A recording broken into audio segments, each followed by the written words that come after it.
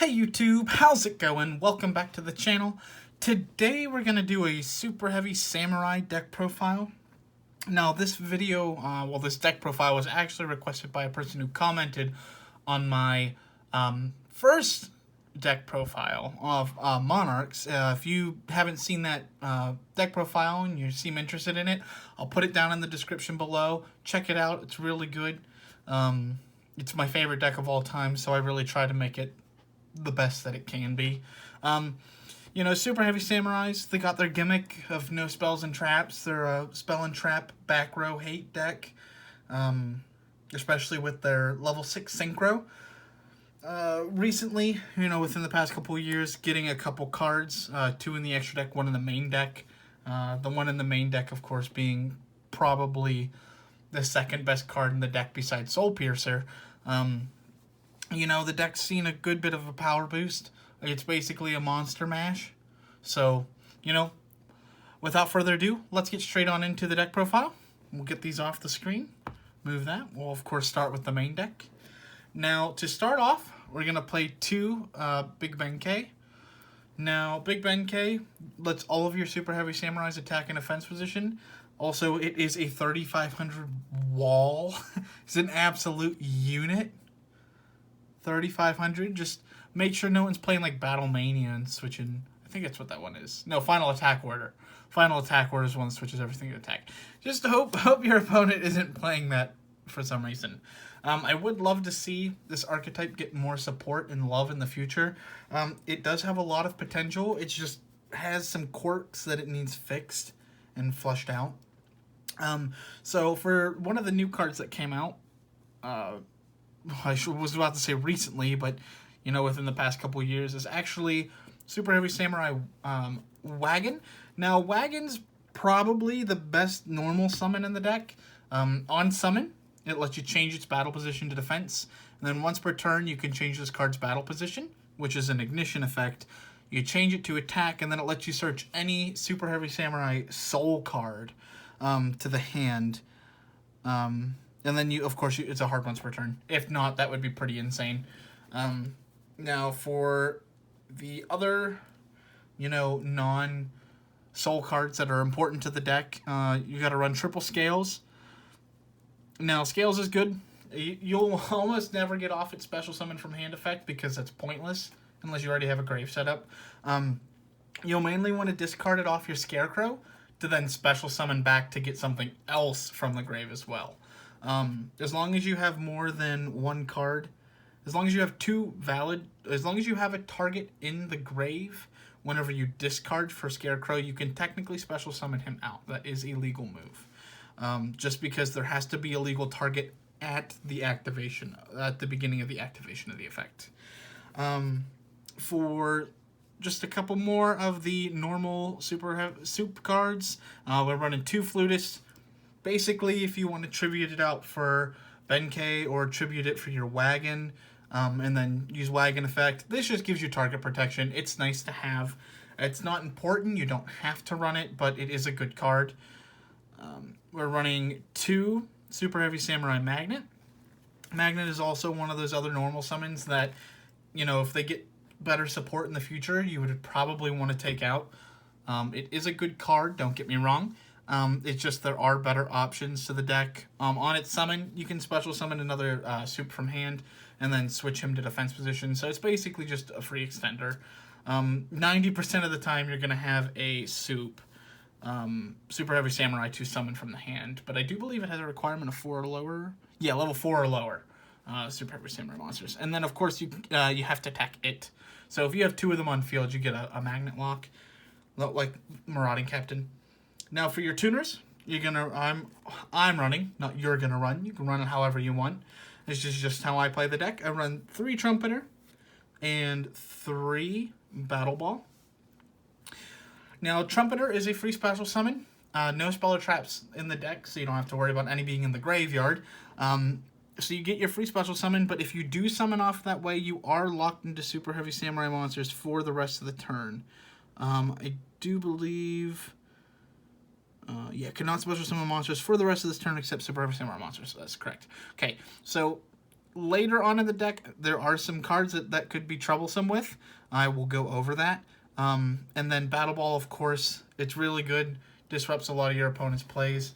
You know, not everyone plays or will end on level monsters, but that doesn't matter. This is a going second deck. It's kind of like Fluffles, where you want to go second most of the time.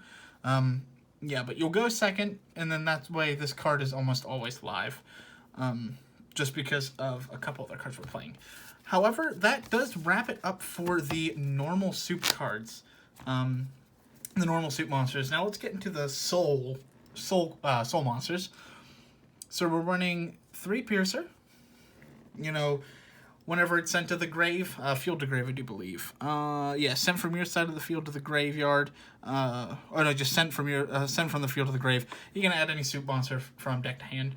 I mean, it could just say Superheavy Samurai card. I mean, I understand why it says monster, because it's not going to have spells and traps. But, I mean, that'd be kind of cool. If, you know, we got some sort of Sekka's Light card. We also run 3 Soul Peacemaker, my apologies. You equip it to a monster. Really good to extend combo. If you don't want to keep your Scarecrow on board, equip it to it. Tribute it off. Or if you have, like, you do the scales, you bring it back, don't really have much to go into, you can attach it to the Soul Piercer, get another search off. Tribute it, bring out, like, Benkei. And then you could add a Trumpeter, go into Susanoo. Now for protection, we run 3 Soulfire Suit. It's self-explanatory. You discard it, you protect your soups. Drops its defense by 800 for the turn, but they're pretty beefy that it's not really going to matter. Only card you can't do this with is Scarecrow, just because he does not have a defense value. So technically you can't drop it. And then 2 Gauntlet, Battle Trap. This card will win you games. If you it can search this card or, you know, your Soul Horns, which I run at 1 of. You could, you know, change this. You could run 1 Gauntlet, 2 Soul Horns. You could change these last 3 spots of the Soul cards with whatever you want. You want to run Blowtorch, I'm not stopping you.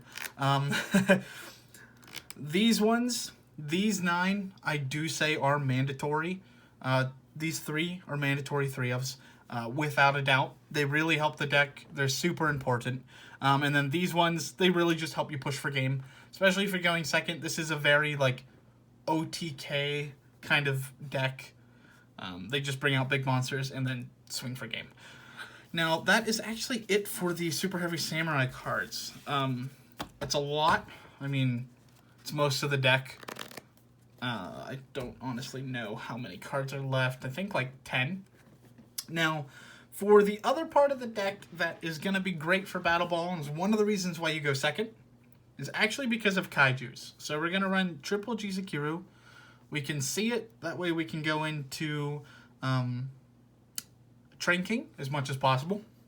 We run 1 Dogoran and then 1 Gamma Seal. These are really just for different names, these 2. They're both level 8, so you want to run 2 of Dogoran or 2 Gamma Seal. If you want to run the 7 to bring out Beast QB, by all means you can do that. I personally just like it like this, because then you get those different names.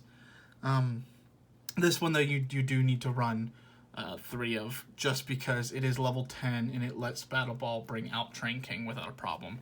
And then the last couple cards of the deck is just going to be some hand traps. So we're looking at, I'm just running 3 Veilers and 2 Skullmeisters. These can pretty much be whatever you want. I don't really want to put out the money for super expensive hand traps, so I'm just going to sit here with my Ancient Guardians Skullmeisters and my Structure Deck Spirit Charmers Effect Veilers. You can, you know, yell at me or hate on me as much as you want. I don't care. I don't mind them. Veiler's actually kind of good in this format, so with a lot of monster effects. You know, that wraps it up for the main deck. Like I said, these 5 spots can be pretty much anything. You want to run more Kaijus, by all means run more. I'm not stopping you. It was the same thing with the Soul Buster Gauntlets and the Soul Horns. You want to change these around, run 2 of this and 1 of this. You want to run Blowtorch, you know, Transporter at all. You know, that's up to you. The deck is pretty malleable. There are just some cards that you cannot change. They do need to be here the way they are.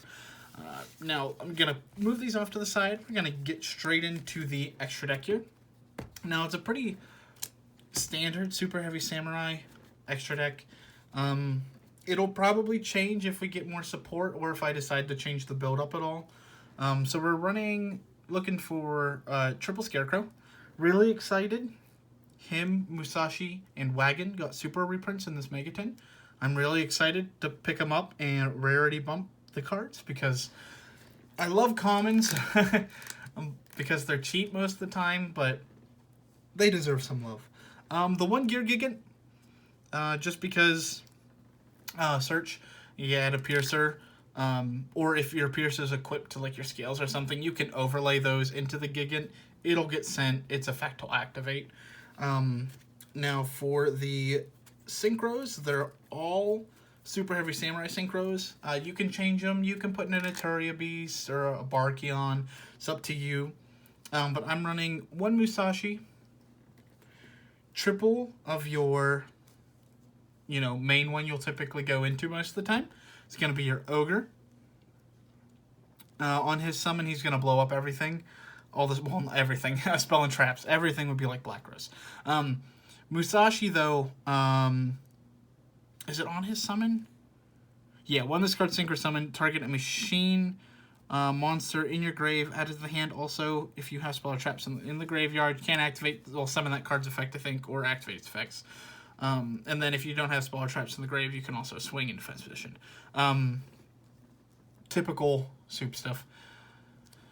Now, all of their, all the synchro effects are going to go off if you have no spell traps in the grave. Scarecrow, though, it's just his discard to special summon effect that I mentioned at the beginning of the video with scales. That affects like that. And it's also really cool because you don't take battle damage with him. It's awesome. It's really cool. I run one Stealth Ninja because I can. One Sarutobi because I can. I don't think I've gone into either one of those before. Same with this one, the Beast Cubey. These would be the ones that I would say you could drop for like a Halki Fibrax and then a Beast Cubey, not Beast Cubey, a Eteria Beast and a Barkion if you wanted to run them. I do also run triple Susanoo and the one Train King. If you wanted to, just because we do run so many Kaiju in the deck, you can contemplate running more Train King by dropping, you know, these ones that you rarely go into. They're just kind of awkward to make. It's not that they're impossible, it's just there's better options to go into. There's easier options to go into. Beast Cubey just gets big when your opponent has special summon monsters. Sarutobi pops spell traps, and then it does some burn. Stealth Ninja attacks directly and also has a recursion effect. He special summons himself back after he leaves the field in a certain way. Susanoo is the one that I focus on in the deck. Even though I do run the 3G Sekiro, it's just because I want to try to cheese out Train King as much as possible. It's probably the easiest and most efficient way to bring him out. Susanoo just lets you rip a spell trap from your opponent's grave, settle on your side of the field. You know, that could be Monster Reborn, Foolish, Regeki, Imperms, Ice Dragon Prison, you know, you name it. You can set a Tactics on your side of the field. In all for the price of like $2.99. I know Text is getting reprinted, but it's still pretty expensive. And then Train King. Let's admire this yokai art. I love it. He just lets you banish all the spell and traps in your opponent's grave and then do some burn damage for it. Also, you can discard cards and pop. I think it's up to 2 cards, right? Discard up to 2 cards, yeah. Target that many cards your opponent controls and destroy them. And then, of course, he can swing in defense with 4,800 defense and absolutely slaughter for game. Almost beat Eldritch at my locals with this card. He was quite scared. He was only glad that he had, I think it was Sanguine face down. But anyways, that is it for the deck profile. If you enjoyed, please do leave a like. It lets me know that you enjoyed. There are more deck profiles planned and coming in the future. I'm excited to bring them to you. After Megatons come out, I'll probably do an Ignister deck profile and add Emancipator. But, you know, right now I'm just kind of playing it by ear. We will kind of just go with the flow. We'll do what we can. I do want to keep bringing you guys content because you guys seem to enjoy it, even though it may not be the best right now. I'm still trying to get used to all of this. But, you know, Superheavy Samurai is a really fun deck. I would, you know, recommend picking them up, especially if they get support in the future, or if you want a nice going second deck. Besides, like, Blue Eyes.